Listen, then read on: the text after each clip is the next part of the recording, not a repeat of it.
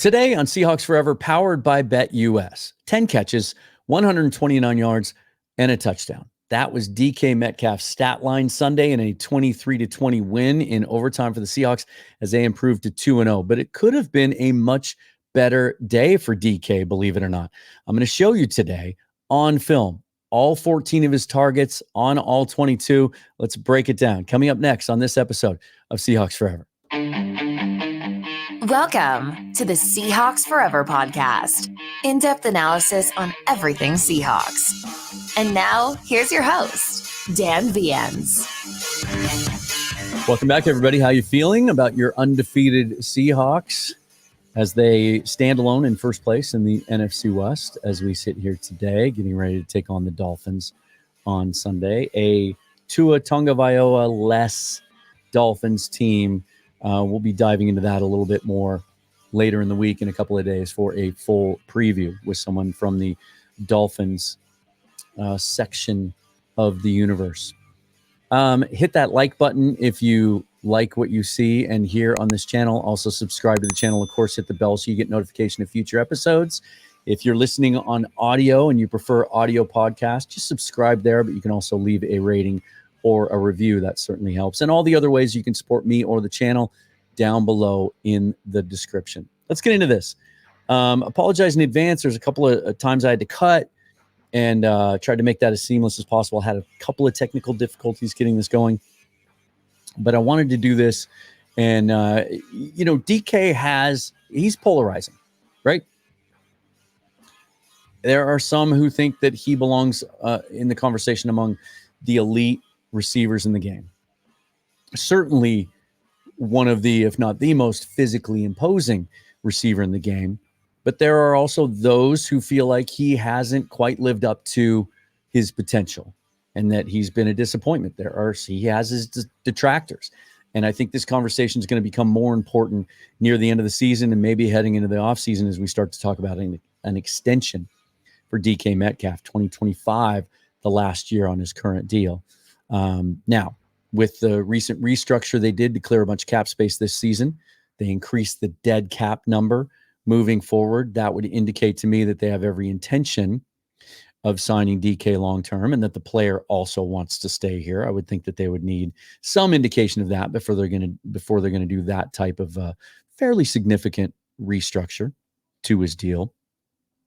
We also heard all offseason with this new coaching staff about how important he was going to be to this offense, about how he was going to be the guy, the focal point of this offense in a similar way to how Rome Odunze was at the University of Washington.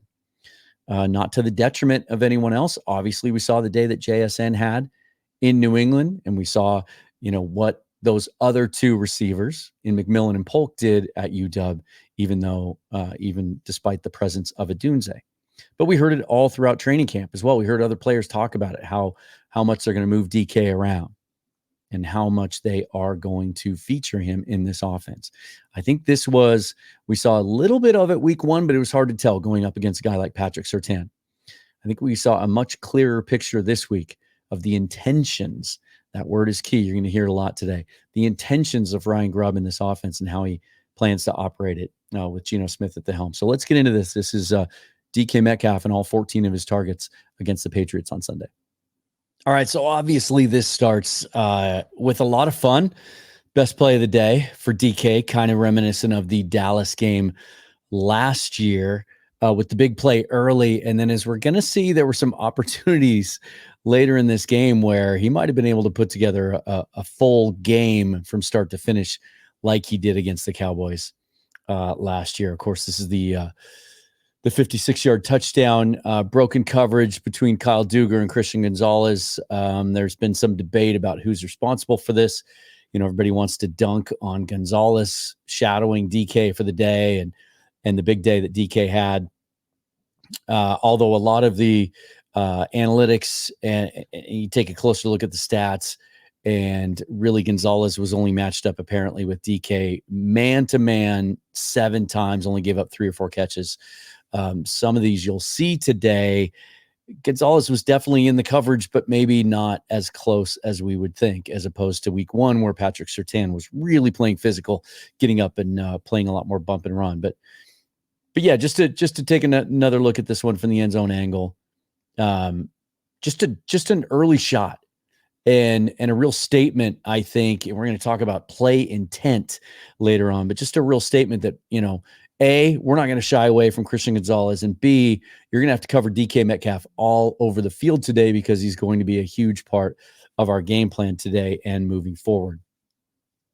Now, this is one of those opportunities lost that I was talking about, and this has nothing to do with this is no blame to DK at all on this play, but this is second quarter, 1st and 10.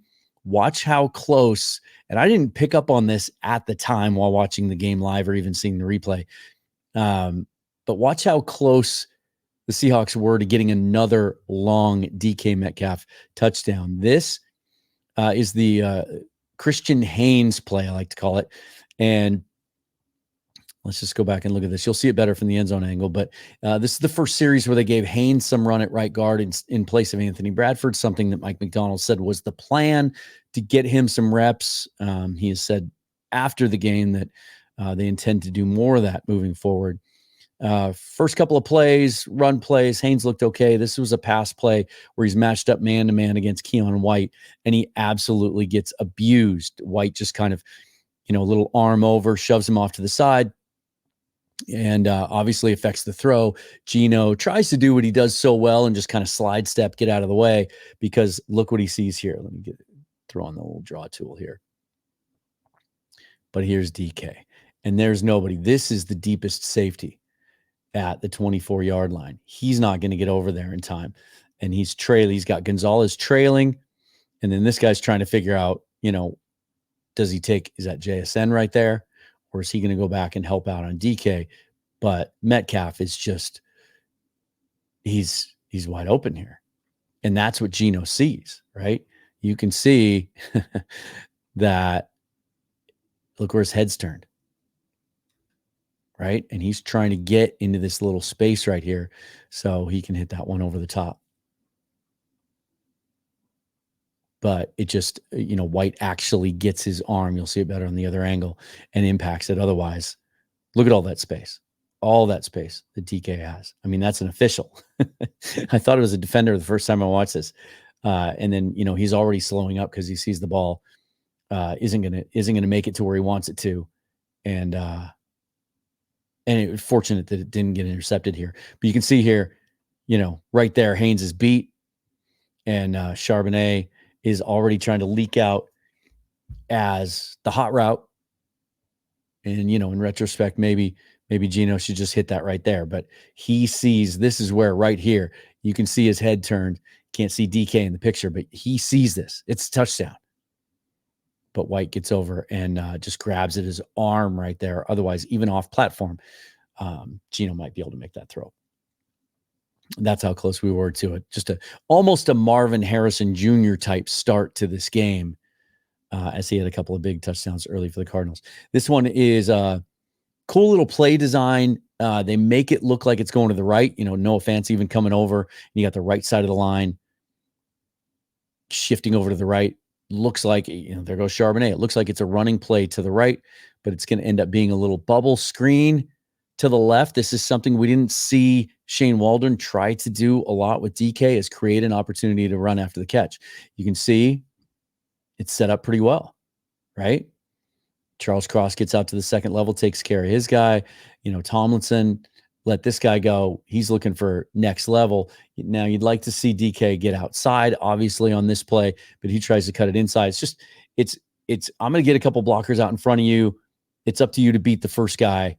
And this could have been a nicer game, but just the idea that we're trying to create yards after the catch now for DK, which is something we've seen it in the past, just not as often as some of us would have liked. When you see some of the old route trees that Geno used to run, a lot of it was very, very specific and the same types of routes. Whereas, we heard it all training camp. We heard it from players, other players. We heard it from Geno. We heard it from Noah Fant was talking about it at one point. Tyler was talking about it. Like, DK is going to be all over the place. Defense is never going to know where he's coming from.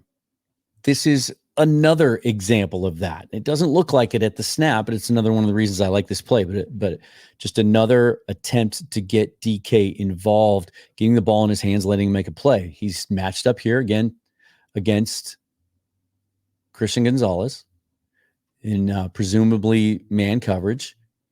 The safety here you're going to see even before the snap, but right away he's going to rotate over, right? So if you think that maybe DK's got a chance to get outside leverage on Gonzalez, maybe run a little outside fade here, which Geno likes to throw so well. This safety is going to start cheating over almost immediately. I think even before the ball gets snapped a little bit. And so what do? They clear out, and Geno just runs a little crosser. Now Christian Gonzalez has to work around his teammate to get through. Just a real easy play. And look at the Seahawks receivers are already getting ready to block downfield for DK. Just an easy crosser. He gets to the corner. 10 yards, 10-yard gain. We see it again here. Just nice, easy pitch and catch. It's an opportunity for Geno to get rid of the ball quickly. And look at the way they got it set up. You're going to see a lot of examples today of some really cool schemes and designs from Ryan Grubb in developing opportunities for yards after the catch because of what guys are doing downfield and blocking. Here's Charbonnet. I think he's already looking for someone else to take out. Gives DK the opportunity to get around the corner. I like that one. And then 16 seconds left. They're going down trying to get a field goal right before the half. Another one, just an opportunity created for DK in space. Everyone running vertical on this one. Trips to the left. Patriots are in zone on this one, so Gonzalez lets DK go. It's just an easy pitch and catch. That's just an easy completion to DK, something we haven't seen enough of, I would contend, over the last few years. Scheming guys open. So after 2 weeks, the Seahawks just one of 9 undefeated teams left in the NFL as they come home week 3 to face the 1-1 Miami Dolphins back at Lumen Field. And if you want to see what the latest point spreads are, the over-under, some of the prop bets that you can play for Sunday, head on over to BetUS, and they've got a heck of a deal going on right now. They're going to give you a 150% sign-up bonus on your first deposit, 125% on your second and third deposits, up to $2,000. Use promo code YouTube150 over at BetUS. And I'd like to welcome a new sponsor to Seahawks Forever today, the fine folks at Manscaped. And we're going to talk today about the Lawnmower 5.0 Ultra Groin and Body Hair Trimmer. Might as well just dive into their product lineup at the top. This is the franchise player of your grooming roster with precise trimming capabilities. The Lawnmower 5.0 Ultra is built for performance. It's reliable, efficient, and gets the job done without fumbling. Whether it's for date night, a weekend tailgate, or just personal grooming, this is the tool that you want on your squad. And we have another great deal for you. Get 20% off plus free shipping with the code Seahawks at manscaped.com. That's 20% off plus free shipping with the code Seahawks at manscaped.com. Stay on top of your grooming game and be ready for anything the season throws your way. Okay. So at the half, 3 catches on 5 targets for 75 yards and a touchdown. Not a bad start for DK, especially going up against Gonzalez. That's going to happen. It's going to happen this year. He's going to get these kinds of matchups. He's going to get this kind of attention, especially as they continue to play teams that have outstanding corners and continue to show now 2 weeks into this, they're not going to be afraid to throw DK's way when he's covered by a top-end corner. But also, he's the focal point of the offense. He's the X. He's Rome Odunze. He is to the Seahawks what Rome Odunze was to Michael Penix Jr. and the Washington Huskies the last couple of years. Second half, first play of the second half, incomplete over the middle. A lot of people are giving DK a lot of grief for this one. And I was at the time too, for a drop. And I love the end zone look on this because this, little side note on this is just another absolute dart from Geno. These middle of the field in breaking, tight window routes, something that Geno's really been feasting on. But look at that. So I didn't catch this at first. This ball is clearly tipped right there by the middle linebacker. That's Raekwon McMillan. Want to give credit where credit is due. And so the ball comes out wobbly. And still, some of you might say, hey, the guy's paid this much money. This is his job. He's paid to catch footballs. He got his hands on it. That's a catch, right? But A, he knows he's got contact coming. And B, that ball was diverted. That's not easy, okay? If any of you have ever done tip drills as wide receivers, and it's been many, many, many years since I have, but they do those drills for a reason, because it's very, very difficult once the flight of the football has been diverted even slightly. But still, you'd like to see him come up with this catch. Would have been about a 15-yard gain. Would have been a great way to start the first drive of the second half. He doesn't catch it. I'm just saying, for those of you who are calling this just a flat-out drop, and some of you will even I have people tell me all the time that DK just doesn't have good hands. And that's one of the things that they don't like about him. I'm not so sure that's the case here on this play. But still a missed opportunity. Now, very next play, stop me if you've heard this before, sound like a broken record, an opportunity to create space for DK, scheme a guy open, get the ball in the hands of your playmakers. They put him in motion, and he's just going to run out in the flat, because you see nobody goes with him in this case. So he's got Gonzalez. So at the beginning of the play, matched up against him, DK goes in motion. Gonzalez does not go with him, stays on his side. So now Geno knows it's zone. He sees all this space over here, right? This guy might be coming. Maybe he's got the receiver there. If not, this guy does. He's got that side of the field. So he knows he has an opportunity to get the ball in Geno's hands in this kind of space and let him operate. Kind of changes the arm angle. That's sort of cool. Just a 4 or 5 yard gain. But again, this is when I want to start talking about what I like most about what we're seeing out of Ryan Grubb. And I'm going to show you Geno's pass chart here when we finish up. He's stressing every area of the field. He's making the Patriots have to defend every area of the field. And not just against one player, because we know Jackson Smith-Njigba had 12 catches in this game as well.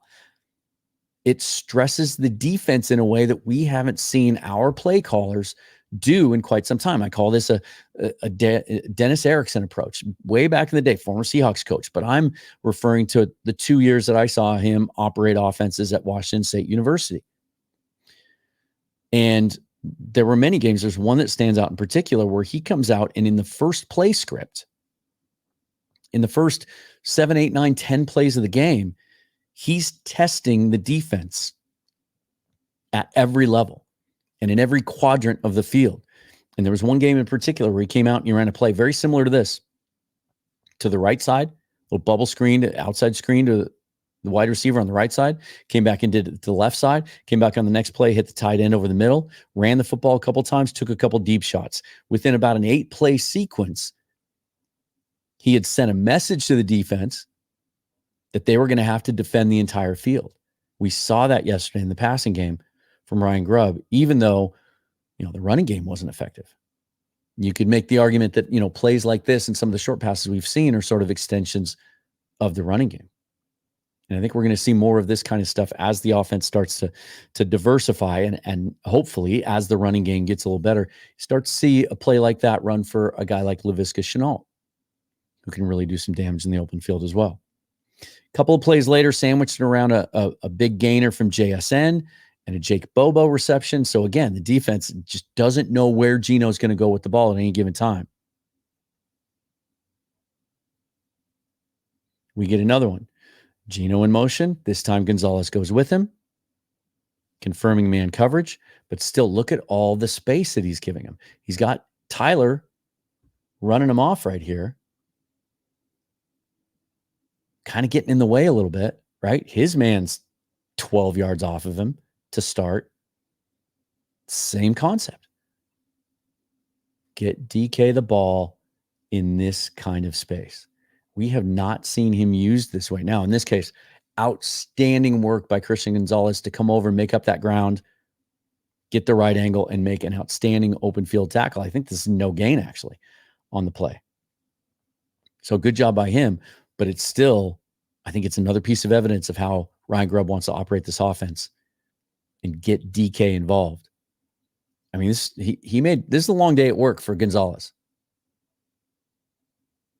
Made Gonzalez work.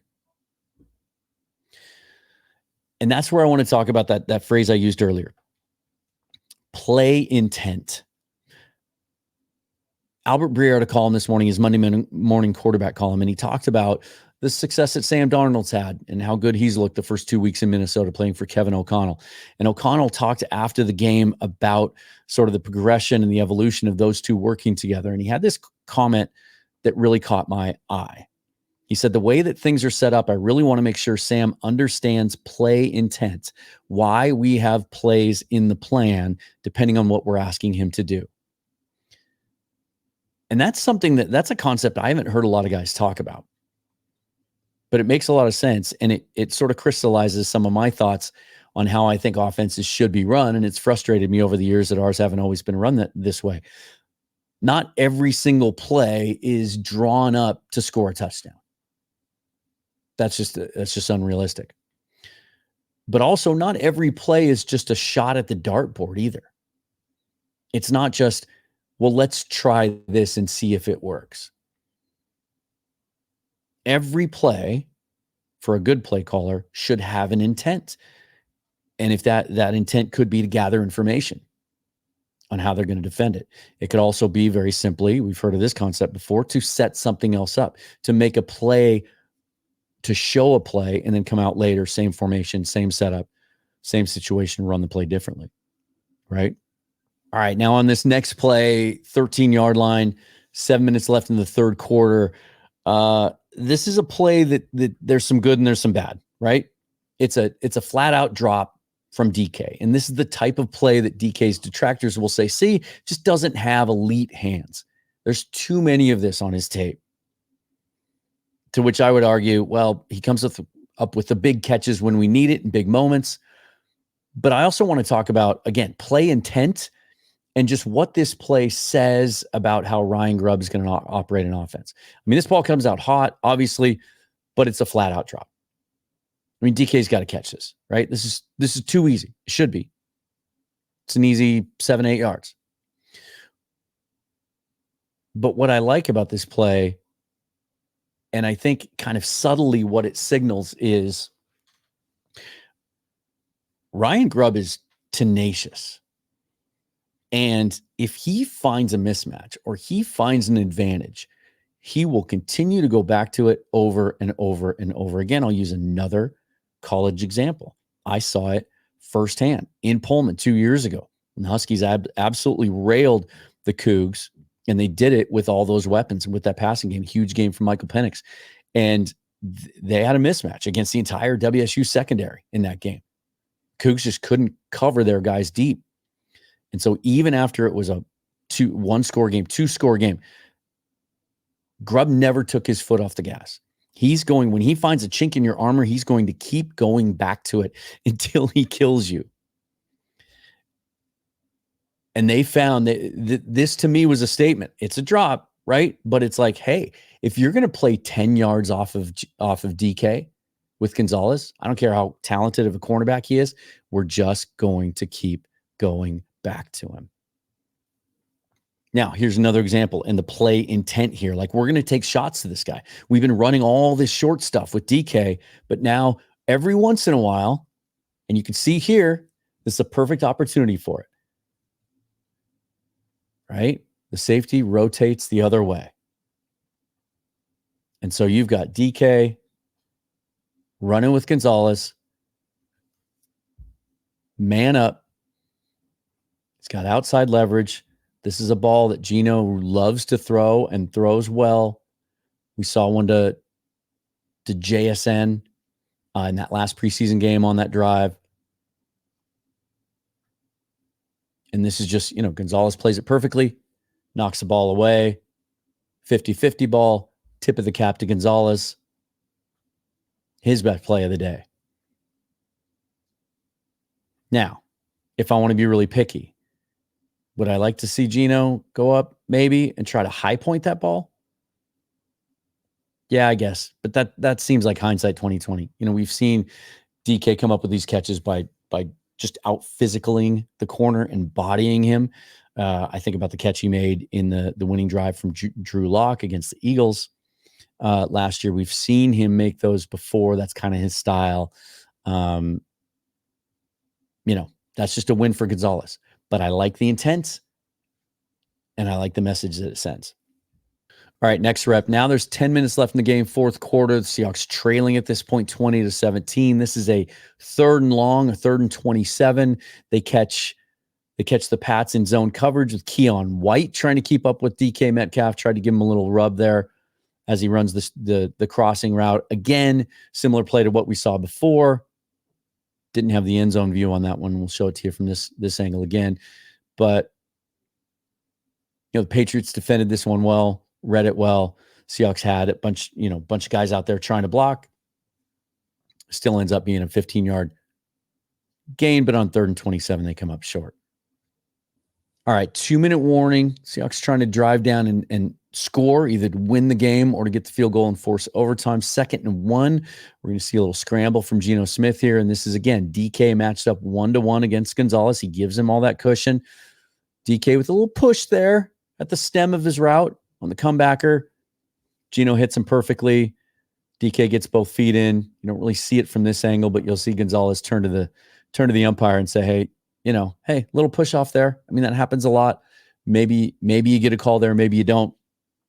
Nice job from DK on that play to get some separation, something that, again, his critics say that he's not very good at. Next play, we're going to get another little Geno scramble.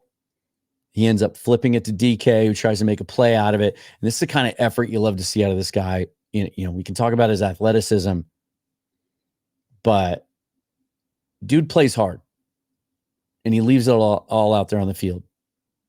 And plays like this, like, it makes you a little nervous, right? Like, let's not roll an ankle. Let's not pull a hamstring or a groin. But love the effort there. 9 yards. Seahawks end up getting a field goal there, forcing overtime. DK gets 1 target in overtime early in the drive. Matched again with Gonzalez, just a little stop route. Just taking advantage again of all that cushion. And I'm not familiar enough with the Patriots to know what they did last year, how they used Christian Gonzalez, what they did in week 1. I haven't gone back and looked at that tape. But the fact that they just kept doing this over and over and over again, taking advantage of all that space that Gonzalez was conceding to DK at the line of scrimmage, not coming up and playing press man, playing bump and run. Maybe that's not a scheme that Gerard Mayo favors, but just really gave Metcalf the advantage in this game. And the way Geno Smith was dealing and the way Ryan Grubb called this game took full advantage of DK's entire skill set and entire route tree and just made him a focal point in this offense. All right, I promised you some charts. I want to show you this. This is just a little example, right? Small sample size of how things might be a little different or a lot different this year with DK and the receivers, Geno, everything that Ryan Grubb is doing for this offense. On the left of your screen is week 16 last year against Pittsburgh. And this was a great game for Geno. DK ends up with 5 catches on 8 targets for 106 yards. Look at the route tree. And then the right side of your screen was Sunday against the Patriots. So you see almost exclusively slow developing long routes called for DK by Shane Waldron. And there's a lot of this when you go and you look at the charts throughout the season last year. And you compare and contrast that with what you see on the right side of the screen and all those crossing routes. I mean, teams are going to have to think differently about how they defend DK Metcalf this year. If you haven't done it yet, head on over to Spotify. Look up Stephen Douglas and Company. You'll hear this song, Dopamine, and 8 others. I believe there are 9 songs on the new record, came out yesterday. Would love for you to give some support to my good friend Stephen and his band. Tell me what you thought of that, what you think of DK and his start so far, your feelings on Ryan Grubb and how he's operating this offense. Each week's going to give us more evidence about how sustainable this offense is, how consistent it can be, and how adaptable it can be. Can he get the run game going now? We heard Mike McDonald talk a lot about this week, how they're still trying to figure out who they are and what they do well. And I don't think we're sure at this point how this run game is going to look. Is it going to be more outside zone based? Is it going to be more gap power based? Is it going to be inside zone? But I think we're starting to see what the pass game is going to look like, especially if that offensive line can continue to improve in pass protection and give Geno just enough time, as he did on Sunday. Got rid of the ball quick, but was still able to have a prolific day throwing the football. I'm Dan. This is Seahawks Forever. You can follow me on Twitter at Seahawks Forever. Again, all the ways to support the show are down below in the description. Thanks to BetUS for their support of the program and for sponsoring this episode, and to the folks at Manscaped as well. Be sure to check out those deals if you would. Forever and always, go Hawks. Until next time, thanks for watching.